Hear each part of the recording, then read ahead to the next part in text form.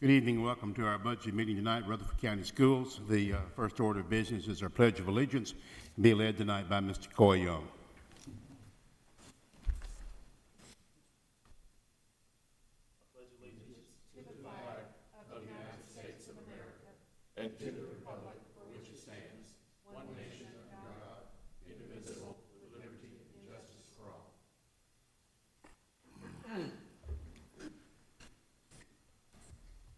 I asked Mr. Young to lead us tonight because it's his birthday. Are we singing? We were not singing. He's in his 30s, but I'm forbidden to go any further than that. But happy birthday, Mr. Young. Thank you.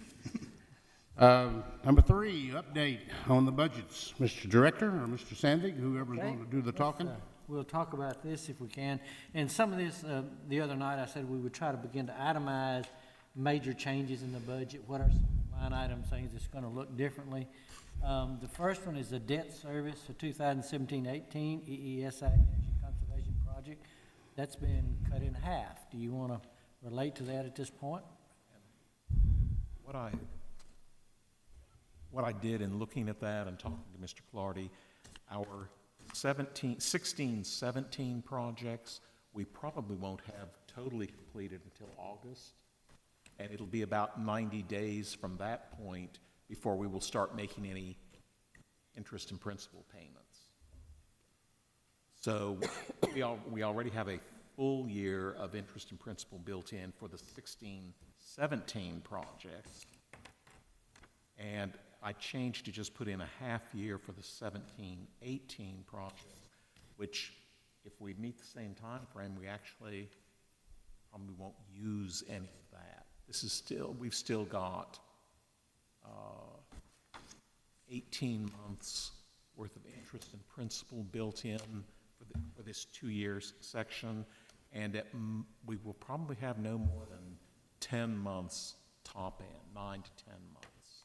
So we've still got quite a bit of overlap built in. But, if any questions on that? What are the dollar figures? It's about $250,000. Halved, it's now a quarter? It's now about $250,000 for the 17-18 projects. We still have $500,000 in for the 16-17 projects. The amount we still have in the budget, we'll probably only use about half of next year. So we are more than covered. But it gives, what we're trying to avoid is, we're trying to smooth the effect of these projects.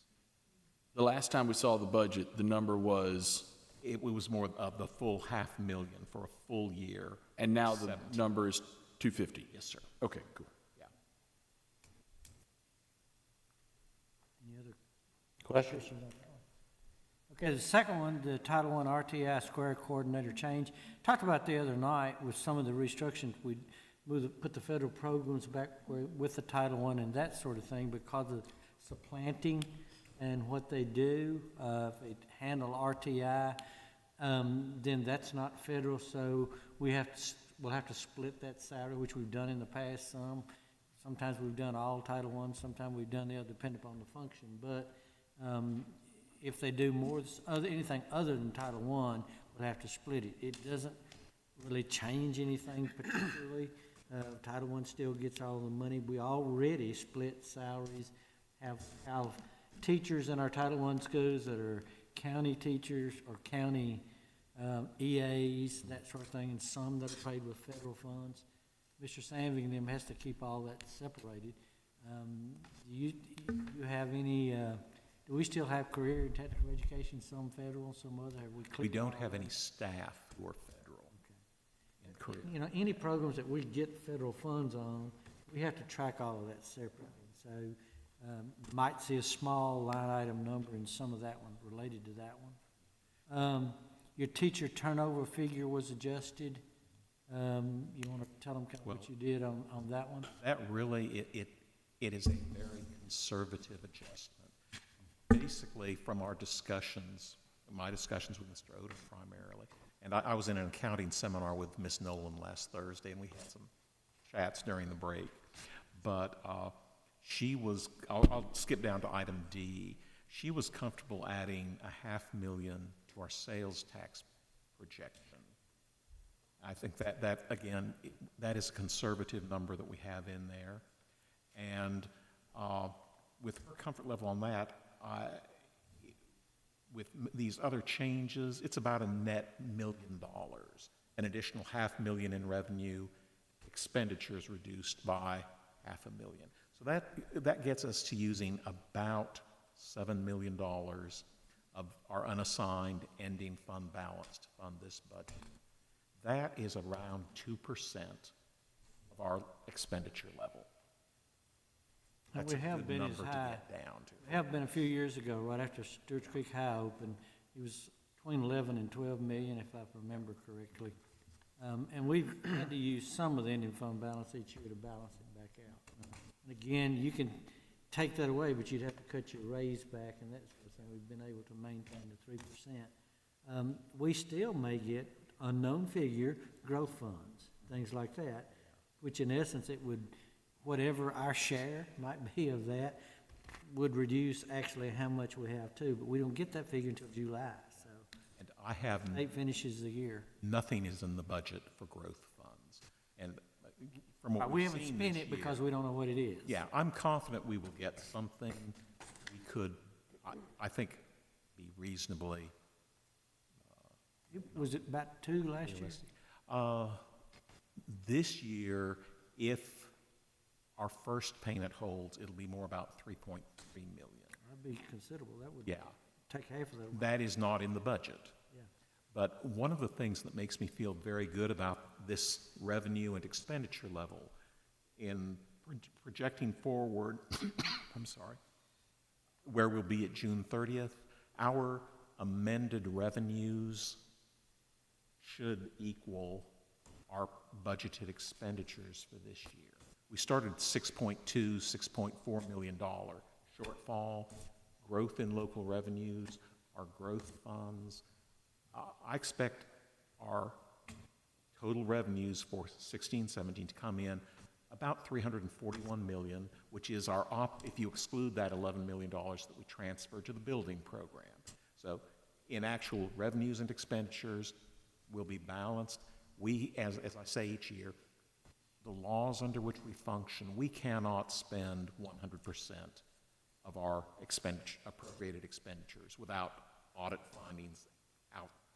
You can't. The districts, not the districts, the others, there are places in the country that allow amendments after you finished your year. That's what their law allows. Then you can tweak it and get it down very low. We can't. I get an audit finding if I'm over in a labor line item, if we're over in a major function, of course. So we can't spend 100%. Typically, it's hard to spend much more than 98. We typically spend 96.5 to close to 98%. So we will have unexpended appropriations going to fund balance. And we will come in with budgeted revenues equaling budgeted expenditures. We're in good shape. There's a couple of other things that I mentioned the other night, was not really itemized on this one, but again, and that would be reflected in this budget, it's different. Did add one bus back, if you remember? Yes. Told you the other night, that's been added back. Also, talked about adding back for the elementary APs, that 2%, that instead of having to do it over 2 years, we think with this budget, we can do it all in 1 year. So there's some more added to cover that. And if we give the elementary principals go from 17% to 18%, total cost of those two is $56,000 for that. So that would be reflected here. And of course, when you change sometimes a line item, it shows up also because of either retirement or sharing. You see little dollar figures sprinkle all the way through individuals. But what percent, and this would be interesting, people might be listening to us on TV, we spend over 80% on personnel, right? Do you know about what that is right off? I didn't prepare you for that question, so. Well, in this budget, 299 million of the 360 4.2 million is salaries and benefits. $80.6 million for the benefits, $218.7 million for the salaries and wages. And that is the vast part of our budget every year. Which, just to say to you as a board, it's difficult sometimes for you to make a lot of changes like that when it's tied just to people. Well, and we didn't go over this year, but y'all remember in previous years, I gave you the sheet with all the colors on it. But by the time then of what's left, if you take out transportation, textbooks, trustees commission, that number gets paired a whole lot more. Mr. Odom, I'm not sure I totally understood the teacher turnover figure adjusted line. Can you help me? Yeah, that, I quickly figured in my first year here that when you build the budget, we have people who come and go. We have people who are on unpaid leave.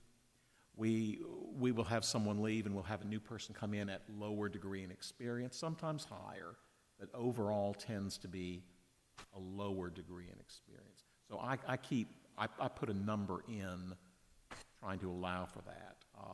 The sheet that I emailed y'all, I'll have to bring it up. You know, one of the things for us is, again, high number of females, maternity leaves and that sort of thing, and they would have sick leave, you know, maybe for 30 days, but then if I'm not coming back for 6 months or taking the rest of the semester, very often the replacement doesn't have the degree and experience that they would have. I mean, maybe somebody out of college or something like that, you feel them. So when you have as many employees we do, all of that begins to accumulate. So that's what he's talking about, when people kind of leave or make that adjustment. You have a tendency, you have to estimate in your budget the maximum of what it could be, almost worst case scenario if everybody stayed and nobody did this, but in reality that doesn't happen. So there is some accumulation. I understand. At this point, at end of April, comparing this year to last year, and with the way the hourly payroll fell, that should be a pretty good number. We have spent 78.6% of our labor budget. That point, April 30th last year, we had spent 80.4%, so about 1.8%. So that is that number. We will have a savings. We can't spend it all. I do put an estimate in there, and the economy was down. I lowered that estimate of that savings because we were getting teachers coming from other areas with more degrees, higher degrees, and more experience. So I lowered that number. I raised it a little bit this year. It is very conservative. That is one of those areas that will help us when we open Rockvale High School. You also have to figure into our retirees, because I suspect most of them have quite a few comp days that we pay them. We do not, we only 12-month employees have paid vacation days. The other vacation days for 10-month teachers are built into their regular teaching contract and paid out each year. State law controls that. If a teacher doesn't use, say, 2 personal days, that rolls to their year's experience, days. If they do not use all of their sick leave, by state law, that rolls to year's experience. So you'll have teachers very often that will retire and have 6 months or a year additional. You cannot use it to retire, but you can add that to your total experience based on that. I bet Mr. Estes had some left over too. That makes sense. It's worth about $4. But for the You're rest of better their off life, take the day, huh? That 120 days is worth about $4. Wow. $4 a month for, You have to live a long time to see a benefit from that, huh? I should have been sick more. but that number, Mr. Holloway, is very I have it at the low end. We will, this 1.8% difference that we're seeing right now, I could get something closer to that if I had to, but I'm being conservative in these numbers. Okay, so, and the number has gone up? I raised it a bit to come up with this $500 million. That's what I'm, Lower than it has often been. okay. As I tell Mr. Zago and Mr. Odom, if I ever have doubts, if I'm ever not comfortable that we aren't going to cover all of our teaching positions, I will be yelling and screaming as the budget gets approved. And I will tell you, do not, I just needed the last word of that teacher turnover figure adjusted up. Got it. Now I understand. Any further questions on number 3, at A through E? I think we're okay. 4 is your classified staff, and this is the committee. You've seen this 1 or 2 times in the past, one that Ms. Moore served on. Because our classified staff did not, and you have a copy again, stapled to this one. It's the last page, where the classified staff did not have the year's experience, some of the factors into that. And so this was, again, to try to assign an index to it, so they do not just top out really early on, and then there's nothing else left. So the red figures were the index assigned. And so basically this would be as part of 17-18 budget. If funding levels changed, then full implementation plan will be completed in 18-19. If for some reason something happens, we don't get this, we could break it up over 2 years. But what we're asking tonight is recommend the motion to approve standardized indexes and stats for the classified staff as recommended by the Classified Pay Committee. And Ms. Moore served on that, Ms. Barnes was on that, Ms. McLeod was on that committee.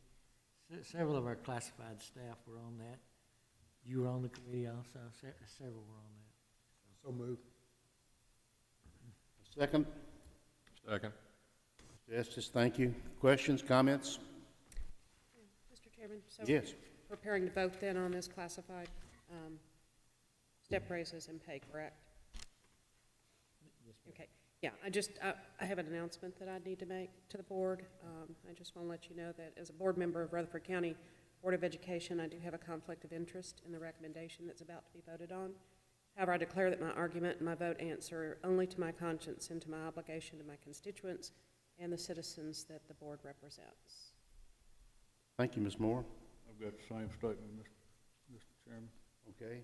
Does you need to read that again? If I have to, she better pass it over here. You okay? Fair enough. Do we need to? Does he need to go through that? Well, pass it over here. We'll cover all our bases here. I'm not the legal man. Not either. Mr. Hodge. As I, Terry Hodge, am a board member of Rutherford County Board of Education, I have a conflict of interest in the recommendation about to be voted on. However, I declare that my argument and my vote answer only to my conscience and to my obligation to my constituents and the citizens the board represents. Thank you, Mr. Hodge. I believe that's any possible conflict that we might have. And we have a motion and a second. And any other comments or questions? If not, all in favor, please say aye. Aye. Aye. And any opposition? And there is none. Number 5. Mr. Number 5, okay, and we will, because of the Rutherford County's Private Act, we're gonna ask you to approve the budget as well as we know it at this particular point now tonight. The 2017-18 expenditures are projected at $364,234,780, and revenues are projected at $357,356,112.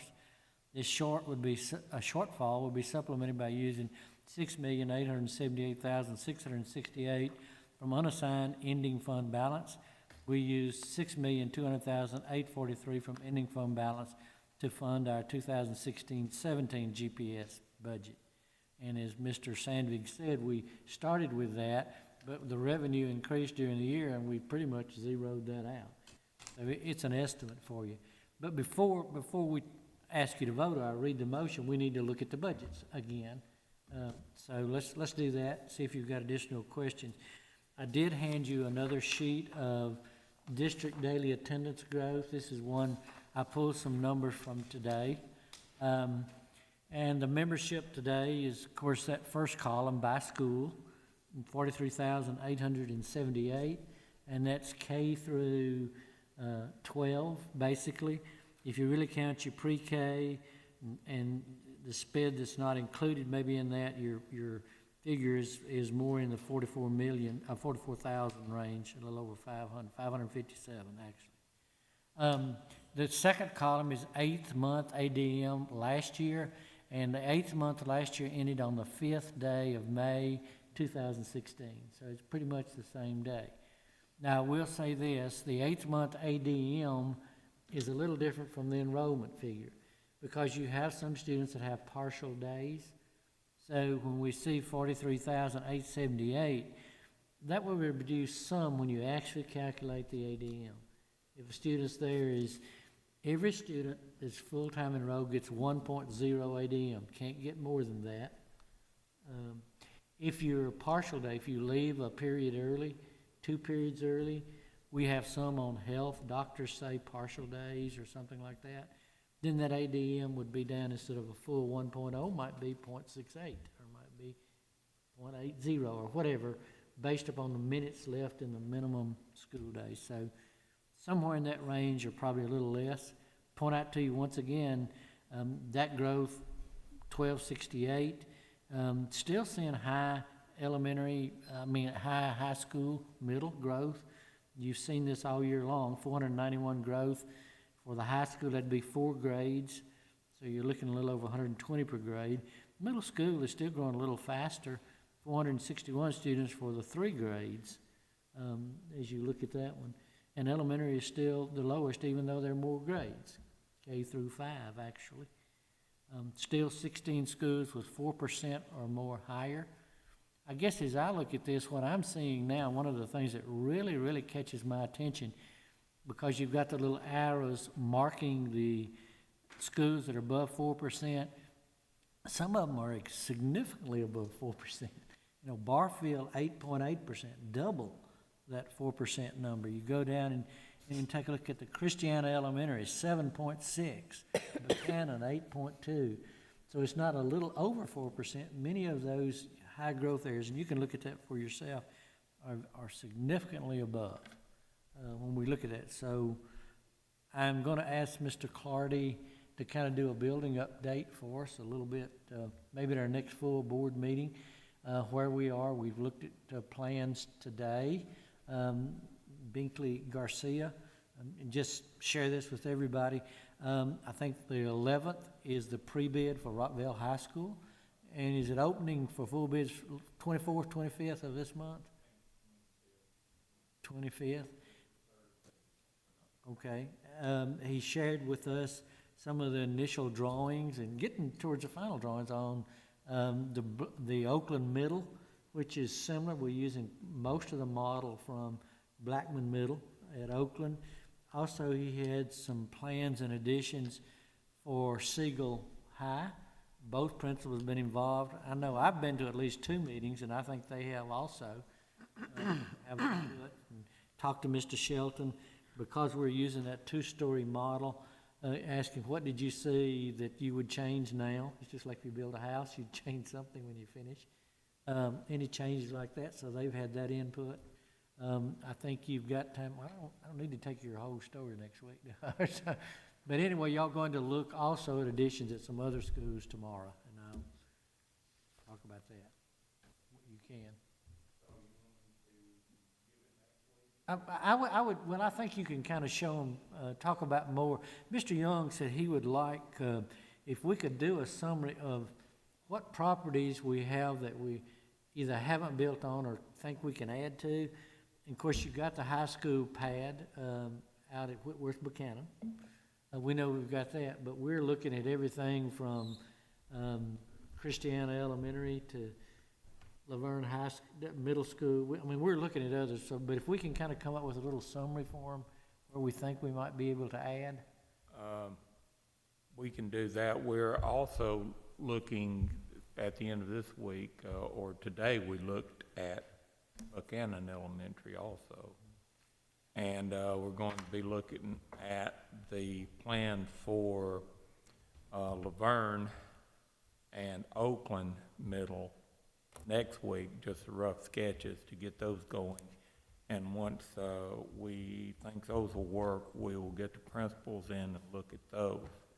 Now, we're getting ready to build on Rockvale High School site, so that piece of property will be gone. I mean, that piece of property, we still have some property left on the site, but it is a rock bank back there. And we're really, Rocky Fork for an elementary school there. And then we're also starting to look at Rock Springs Elementary to put a 2-story addition back there, except half of that will be underground because of the way the ground falls off back there. So that kind of covers what we got in the works right now. We have the new Rocky Fork Elementary School. We have a lot of that design done at this point also. So after we get all of this bundle of projects pretty much on the drawing board and get those circulating through the system, and we'll be it'll be that time of year to take a look at the building program for the next go-round. So we've just got a lot of stuff going. We like to say that Rocky Fork Middle School is coming along, gangbusters. It's going to be ready on time. We've had the weather at Smyrna Middle has affected us on putting in footings out there, but we will be ready also at Christmas time for that. David Urey is beginning to come up out of the ground. It's a possibility that we'll be real close at in the fall to having that finished. Everything's moving along, and we're looking ready. We have the funding for Oakland Middle and Eagle High, so we'll be trying to get those out bid and get those started pretty soon. What we're finding now is our infrastructure, and so almost everywhere we're adding to these, the commission did ask us to add.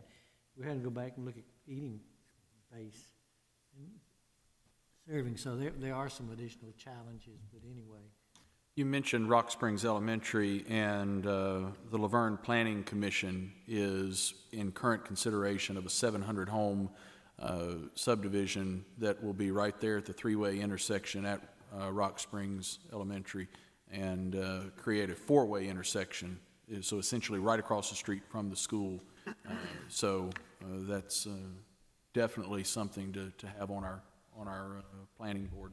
One of the issues that we're going to have at Buchanan Elementary School is we'll have the option of running the sewer from the city down there, or maybe putting in a drip system. Right now, that school is on a system that's under review by the state, and we've submitted a plan for correcting that. So we'll have to cross that bridge when we get to it, if we want to put in a private system there, a new private system, or we'll evaluate the cost of the city coming on out there to see if we need to get on city sewer. Also, Mr. Reed is currently reviewing the contract that we had with Rockvale Middle School when we put that sewer out there to the middle school. We also had an agreement that the high school would be connected. Well, we've got a little bit of different opinion on that with the city. They think they should be able to annex in that. We should go through annexation for the high school. but we believe that we already have a good agreement with them. So we're gonna let the legal people figure that out.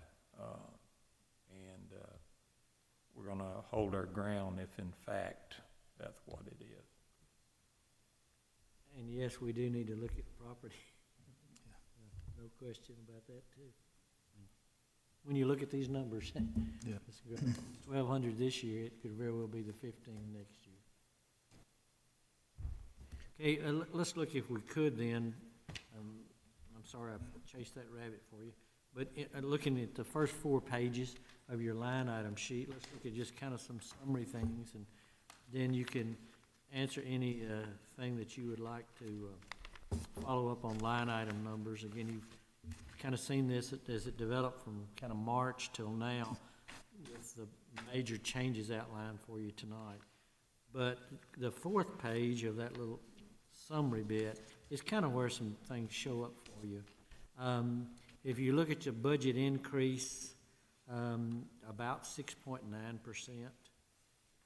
And so as we think of what were the major components in adding or reaching that 6.9%, of course, a lot of it was the state raise this time, the monies from the state that came to all classified employees. We then added additional raise to all of our, came to the certified employees. We then added the same raise to our classified employees. We have some increase in there for bus drivers and the contract too. The other cost is Rocky Fork Middle School. Any year that you open a new school, that initial startup cost is a little higher. And is your estimate for Rocky Fork startup still about 2.5? It's closer to, it's just under 3. Okay, somewhere between 2.5 and 3. So that would be part of that, to up to 6.9%. Again, we have 11 buses in there, and the safety coach supplements, the AP supplements, and the new position, the 9-12 science position.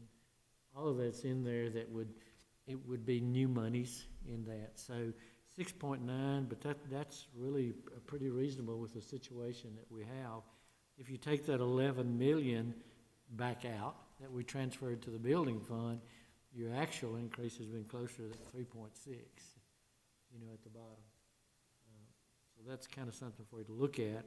The employee increase over there is 3.4%, total employees.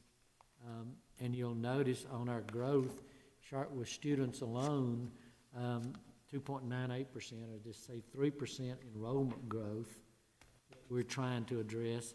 Very often it takes auxiliary services to, as we add additional custodians, as student numbers go up, as new buildings again are entered in that. So it looks like a good budget to me.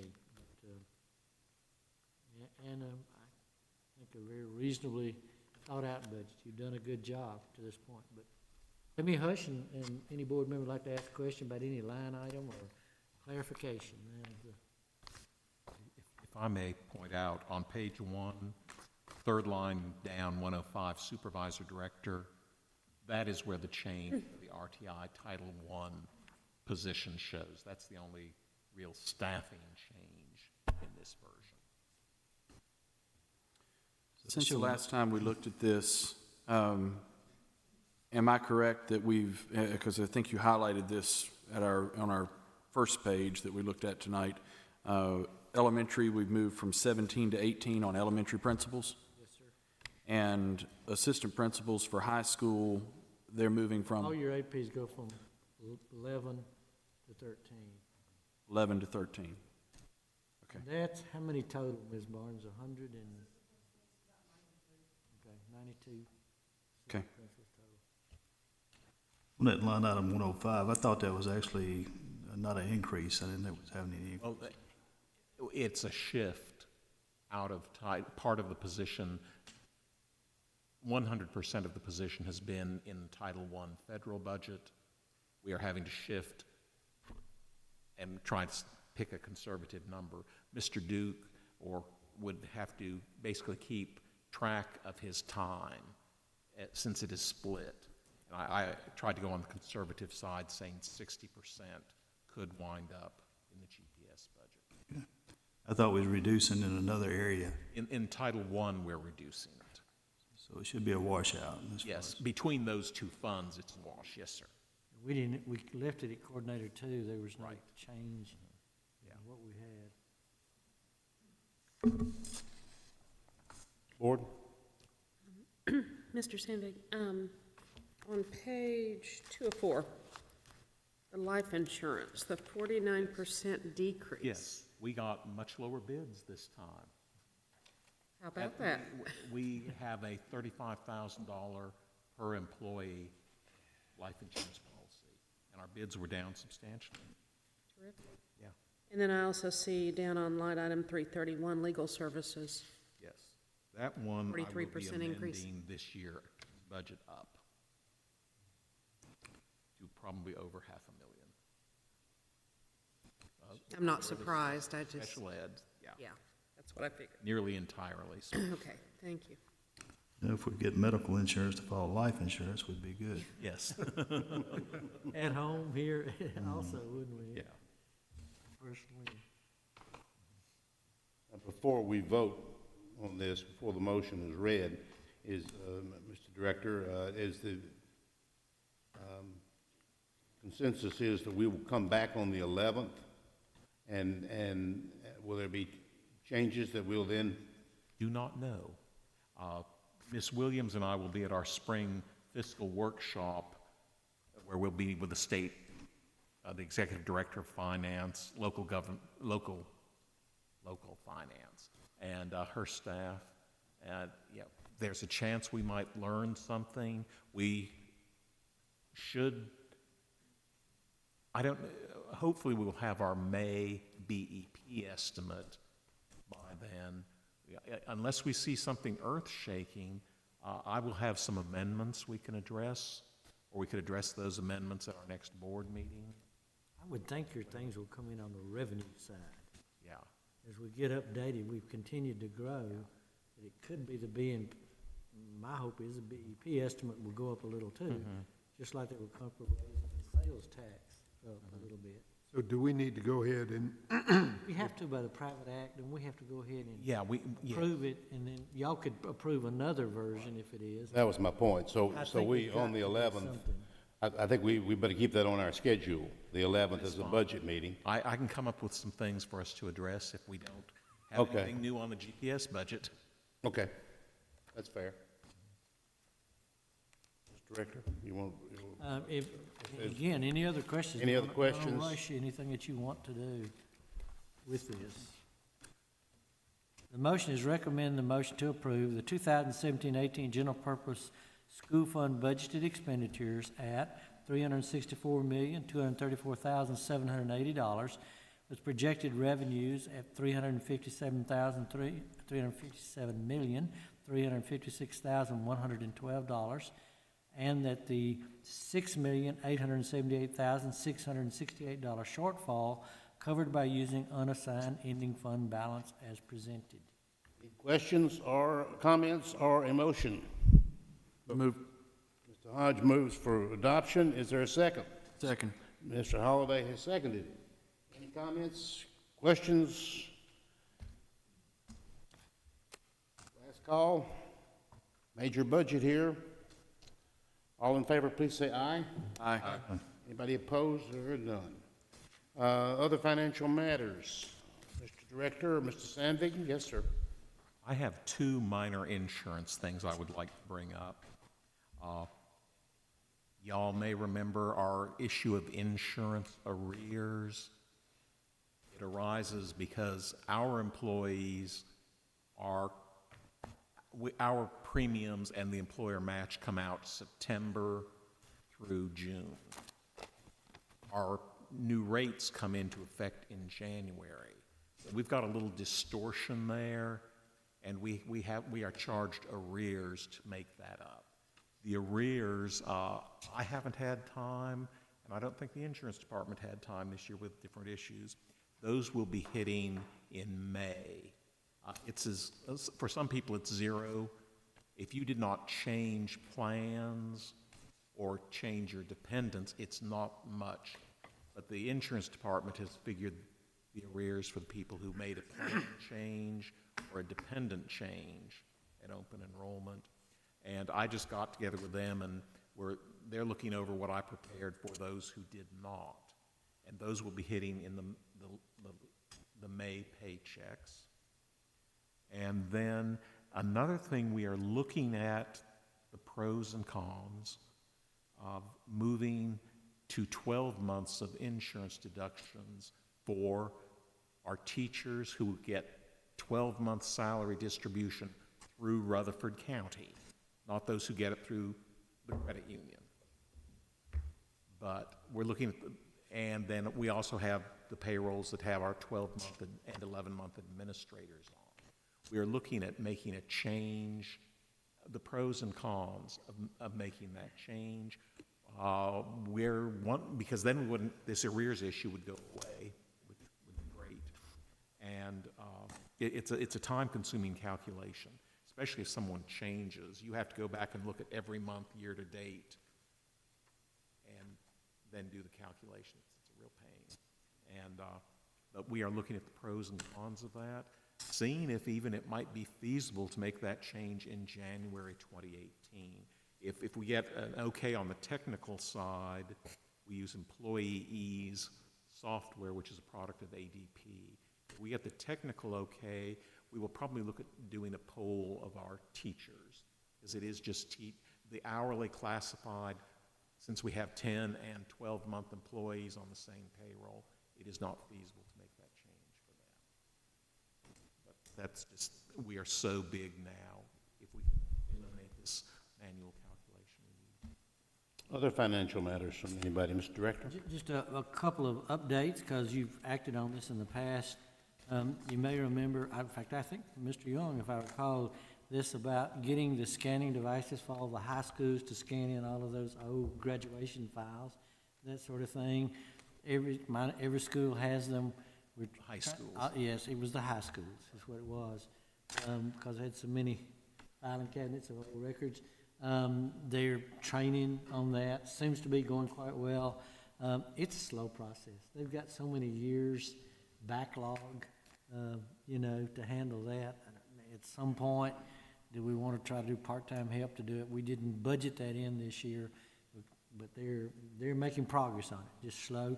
The other thing, and I believe Mr. Young did this too, about setting up the tip call line that students could anonymous submit tips and that sort of thing.